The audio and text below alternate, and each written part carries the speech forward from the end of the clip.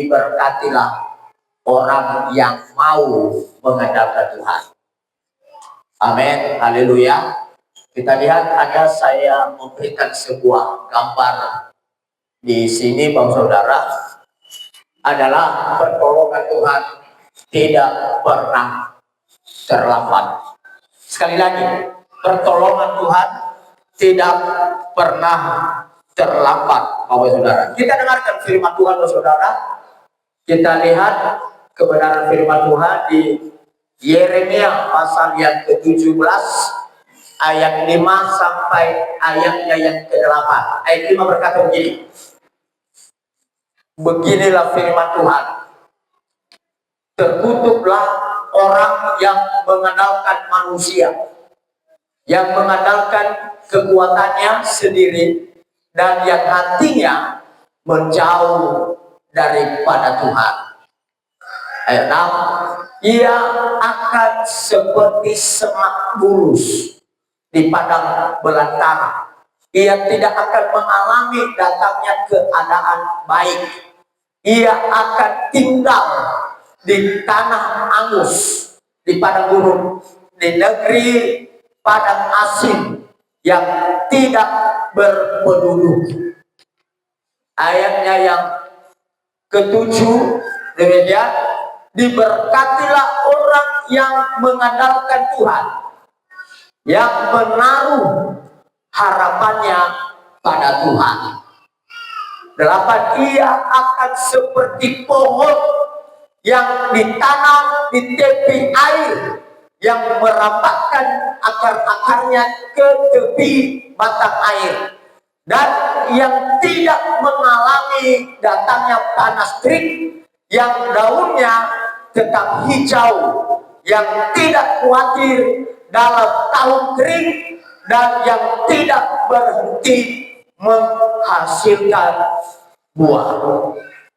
Haleluya. Puji Tuhan, Bapak Saudara.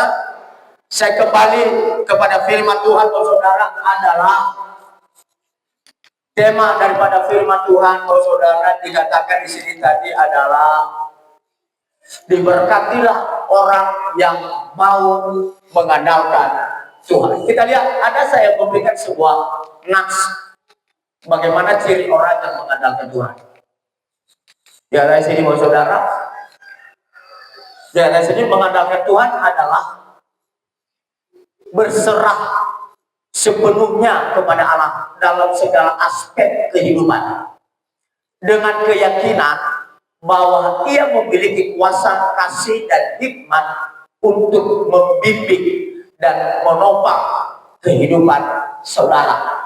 Dalam ayat yang kita baca, Bapak Ibu Saudara, adalah ada dua hal yang harus kita perhatikan, Bapak Ibu Saudara. Dalam firman Tuhan yang kita baca ini ada dua hal daripada firman Allah. Yang pertama adalah orang yang tidak mengandalkan Tuhan. Yang kedua adalah orang yang mengandalkan Tuhan. Kalau orang yang tidak mengandalkan Tuhan, ayatnya yang ke-6 berkata, ia seperti semak bulus. Ia seperti semak bulus yang ditanam di padang gurun, atau bisa dikatakan di padang belantara, yang tidak pernah mengalami kesuburan, yang tidak pernah mengalami yang disebut dengan kesejukan dalam hidupnya.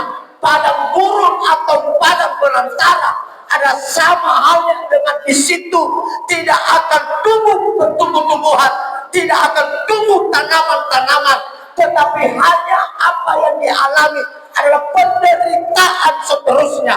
Orang yang ada di padang gurun yang dialaminya adalah hanya panas terik, karena di situ tidak ada pohon, susah untuk hidup pohon di situ. Tetapi orang yang tidak mengalami, kita lihat saudara, orang yang tidak mengandalkan Tuhan adalah orang yang terkutuk. Orang yang terkutuk adalah orang yang tidak berbuah, orang yang hidupnya susah, orang yang hidupnya, Bapak Saudara, menderita. Kenapa? Karena dia tumbuh dan hidup di padang belantaran atau di padang gurun yang tidak ada air, yang tidak ada saluran air, yang tidak ada air untuk diminum oleh tanaman tersebut, Bapak Saudara. Artinya dalam kehidupan manusia, orang yang tidak mengandalkan Tuhan, dalam pekerjaannya tidak berhasil, dalam usahanya tidak akan pernah berhasil, dalam kehidupannya menderita, dalam anak-anaknya pun ada selalu menderita karena tidak diberkati oleh Tuhan. Tetapi kita lihat orang yang diberkati Tuhan, saudara, ayat yang ke-7 berkata adalah orang yang diberkati Tuhan, saudara, adalah orang yang mengandalkan Tuhan dan yang menaruh harapannya pada Tuhan. Ia seperti pohon yang ditanam di tepi air, yang merambatkan akar-akarnya ke batang air, dan yang tidak mengalami datangnya panas terik, dan daunnya tetap hijau, yang tidak khawatir dalam tahun kering, dan yang tidak berhenti menghasilkan buah. Orang yang mengandalkan Tuhan adalah tidak seperti pohon yang hidup di padang belantara, tetapi orang yang mengandalkan Tuhan adalah orang yang seperti pohon yang ditanam di tepi aliran air. Pohon yang ditanam di tepi aliran air, setiap saat air selalu mengalir. Kalau tidak ada air, saudara, adalah tanaman susah untuk hidup. Tetapi ketika pohon yang ditanam di tepi aliran air, di pinggir air, saudara, selalu dia hidup karena air selalu mengalir. Air selalu mengalir. Bahkan dikatakan di sini, saudara, walaupun ada panas terik, tidak akan pernah layu, tetap hijau. Walaupun dalam tahun kering tidak ada berbuah, tidak ada musim buah, tetapi dikatakan di sini tidak akan pernah berhenti untuk menghasilkan buah. Amin. Haleluya, saudara. Nah, ini, saudara, orang yang mengandalkan Tuhan. Tidak ada, saudara. Saya walaupun banyak tantangan, orang yang mengandalkan Tuhan, walaupun banyak tantangan yang harus kita hadapi, tetapi kita sadar bahwa tantangan adalah membuat kita semakin lebih baik. Kita lihat gambar, saudara. Saya mau berikan sebuah gambar. Mohon maaf, saudara, ya. Saya memberikan sebuah gambar ini.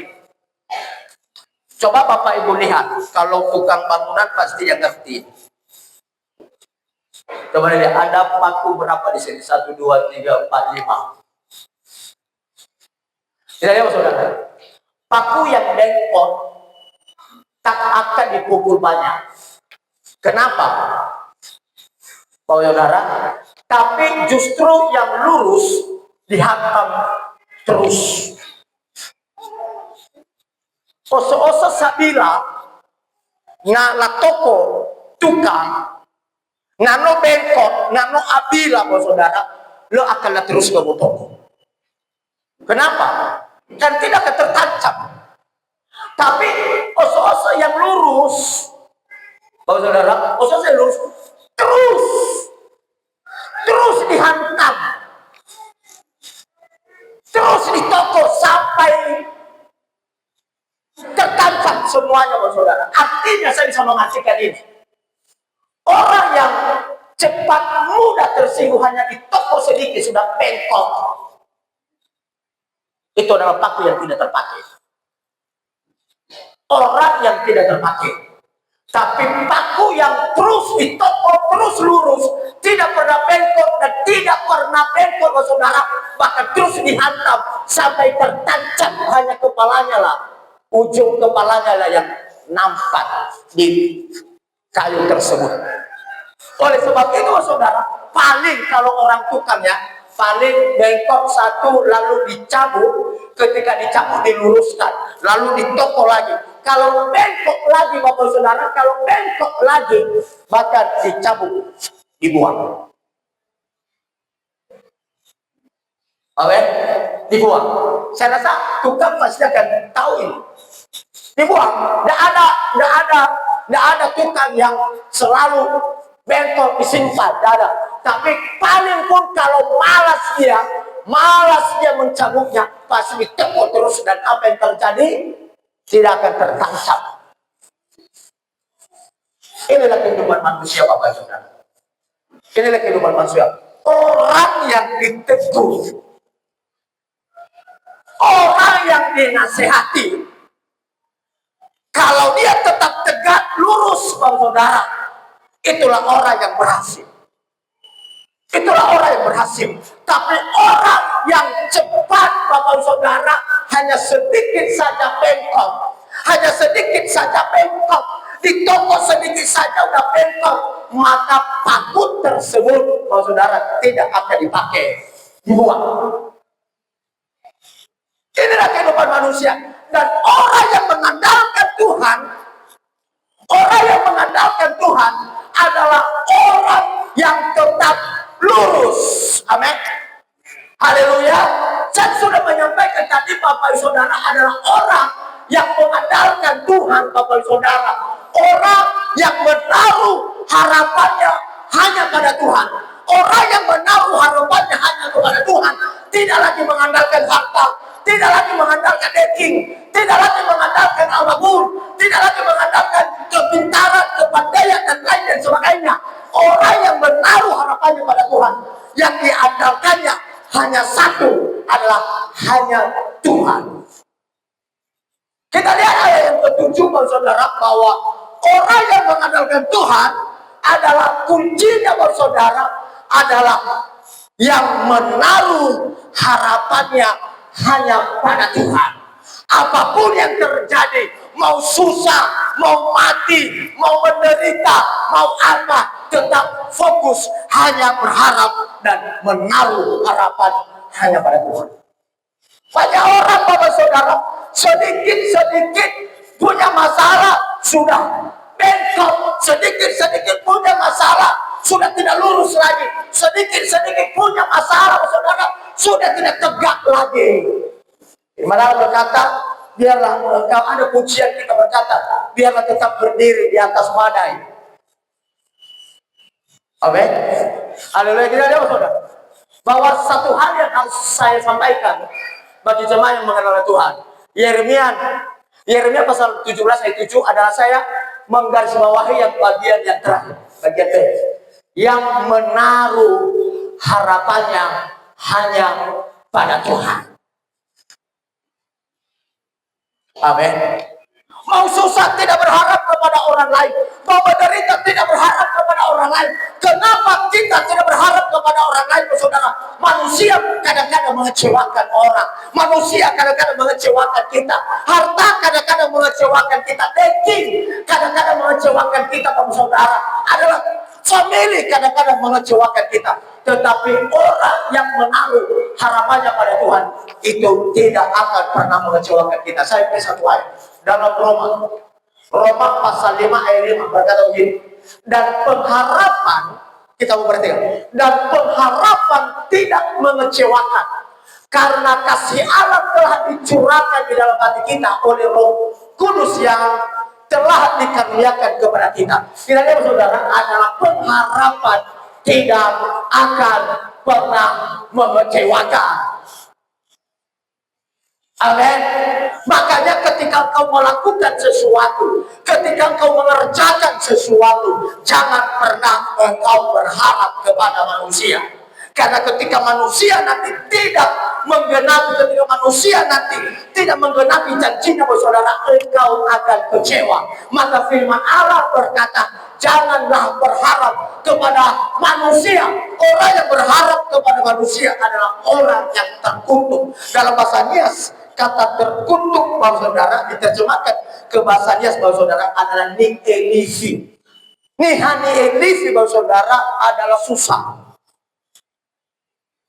Nihelisi. Tetapi orang yang mengandalkan Tuhan, saya yakin hari ini bagi kita, Saudara, adalah orang yang mengandalkan Tuhan adalah orang yang tetap tegak dan tetap berdiri dan tetap lurus, supaya tetap tertancap demi untuk bangunan yang akan dibangun. Tanpa paku, bangunan tersebut tidak akan pernah kokoh. Amin. Haleluya. Bangunan yang akan disambung sama seperti, Bapak Saudara, bangun rumah dengan pakai kayu. Kalau tidak ada paku, maka bangunan itu tidak akan pernah kokoh. Tetapi kalau paku tetap lurus ditancapkan, maka paku tersebut yang membuat bangunan itu bisa kokoh, Bapak Saudara. Artinya, Bapak Saudara, saya bisa mengartikan, artinya adalah untuk mengandalkan Tuhan, Bapak Saudara, harus penuh dengan pengorbanan. Amin. Semua pengorbanan, saudara, semua pengorbanan. Mau kurus saja berkorban, mau apa saja berkorban, saudara. Mau diet saja, saudara, harus pengorbanan. Nah, kasih uang, apalagi mau makan, apalagi, saudara, semua pengorbanan. Kalau di kota, mau pipis saja harus pakai uang, mau saja harus pakai uang. Kalau di Pantai Kalangan lebih banyak, lebih besar daripada pipis. Tapi apa bedanya? Kan airnya pun sama, habis. Nah, semua adalah pengorbanan, saudara. Pengorbanan. Banyak orang tidak mau berkorban. Banyak orang, saudara, tidak susah untuk memberi. Tetapi, saudara, yang paling penting dalam kehidupan kita, biarlah tetap engkau lurus di saat badai akan terjadi, di saat menderita akan terjadi, di saat susah akan terjadi. Tetaplah kita ingat, dan Tuhan pasti akan menolong setiap kehidupan kita, Bapak Saudara. Nah, ini yang paling penting dalam setiap kehidupan kita. Lihat, saudara, orang yang mengandalkan Tuhan adalah, saya memberikan contoh satu orang saja dalam Alkitab. 1 Samuel pasal 17 ayat 45. Tetapi Daud berkata kepada orang Filistin itu. Orang Filistin ini adalah Goliat. Nama dikata Goliat adalah Goliat. Engkau mendatangi aku dengan pedang dan tombak dan lembing. Tetapi apa kata Daud? Tetapi aku mendatangi engkau dengan nama Tuhan semesta alam, Allah segala barisan Israel yang kau tantang itu. Kita lihat Daud ketika berlawanan dengan Goliat. Bayangkan, saudara, Daud adalah orang yang kecil, pendek, saudara, pendek, tapi kuat. Sama seperti ada saudara kita Margahulu itu yang sering bawa-bawa semen di sini, kecil, karena udah bengkok kakinya, tapi rajin untuk antar semen. Saudara, seperti itu mungkin, setinggi itu mungkin Goliat, pendek. Tapi Bapak Saudara, Goliat saudara adalah sebenarnya ada tingginya. Goliat sangat tinggi sekali. Berapa hasta? Ada kemarin saya baca sebuah buku bahwa ada beberapa hasta. Kalau saya lihat bahwa kalau dimeterkan, di meter kita, Bapak Saudara, adalah lebih 3 meter. Tingginya Goliat. Nah, bayangkan, saudara, bahwa walaupun dia tinggi, dia datangi dengan pedang, dia bawa dengan tombak, dia bawa dengan lembing. Tetapi apa kata Daud? Apa kata Daud? Saya tidak mengandalkan kekuatan, saya tidak mengandalkan pedang, saya tidak mengandalkan tombak. Walaupun Raja Saul berkata, Daud, pakailah baju peperangan ini. Lalu ketika Daud memakainya, Daud berkata, aku tidak bisa berjalan. Bukalah itu. Artinya Daud tidak berharap kepada kekuatan dunia. Tetapi Daud berkata bahwa aku akan mendatangi engkau di dalam nama Tuhan semesta alam, Allah yang segala barisan Israel yang kau tantang itu. Dalam setiap persoalan kita, jangan pernah hadapi, jangan dengan balas dengan apapun, jangan dengan balas dengan kekuatan, jangan dengan balas dengan kekuatan dunia, jangan balas dengan akal dunia, jangan balas dengan kepintaran dunia. Tetapi apapun yang engkau hadapi, balas pakai di dalam nama Tuhan Yesus Kristus. Amin. Hari saya akan katakan bagi kita, mungkin kita punya persoalan masing-masing, masalah masing-masing yang kita hadapi dalam setiap kehidupan kita, saudara. Ingatlah, jangan pernah andalkan kekuatanmu. Mungkin Anda punya target. Mungkin Anda punya target, saudara, di tahun 2025 ini. Anda punya target. Ingat, saudara, target yang engkau berikan tidak salah, itu benar. Harus manusia punya target. Tapi jangan targetmu andalkan dunia. Jangan targetmu andalkan menghalalkan segala cara. Tetapi oke, Anda punya target, tetapi targetmu tetap andalkan Tuhan. Amin. Tetap andalkan Tuhan, saudara. Kalau kita andalkan Tuhan, yakin Tuhan tidak akan pernah mengecewakan kita. Tuhan Yesus memberkati. Bapak saudara, kita bangkit berdiri bersama-sama.